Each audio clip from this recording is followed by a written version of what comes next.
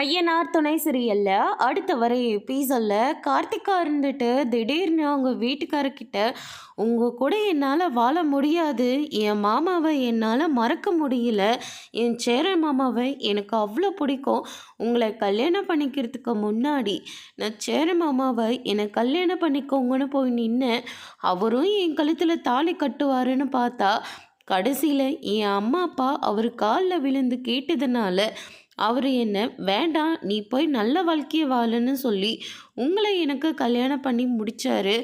ஆனால் என்னால் நிம்மதியாக அவங்க கூட வாழ முடியல. ஏன்னா நீங்கள் அவ்வளோ அழகாக என்னை பார்த்துக்கிறீங்க, ஒவ்வொரு விஷயமா எனக்காக பண்ணிகிட்ருக்கீங்க.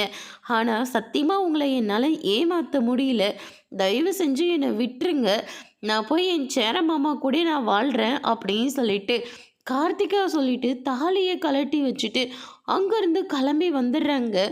அதுக்கு அடுத்ததாக கார்த்திகாவோட ஹஸ்பண்ட் இருந்துட்டு உடனடியாக அவங்க அம்மாவுக்கு கால் பண்ணி கார்த்திகா என் கூட வாழ மாட்டேன், நான் சேர மாமா கூட தான் வாழுவேன் அப்படின்னு சொல்லிட்டு தாலியை கலட்டி வச்சுட்டு அங்கே வந்துட்டாங்க அப்படின்ற மாதிரி சொல்லிடுறாங்க. இதை கேட்டோன்னே மல்லிகா உங்களுடைய ஹஸ்பண்ட் எல்லாம் பயங்கரமாக ஷாக் ஆகுறாங்க. எவ்வளோ கஷ்டப்பட்டு அவளுக்கு நம்ம கல்யாணத்தை பண்ணி வச்சோம், ஆனால் கடைசியில் இப்படி பண்ணிட்டாலே பாவி மக அப்படின்னு சொல்லிட்டு நேராக சேரனை தேடி வராங்க. அங்கே கார்த்திகா இருந்துட்டு மாமா என்னை விட்டுறாதீங்க அப்படின்னு சொல்லிட்டு கட்டி பிடிச்சி நின்றுட்டுருக்காங்க.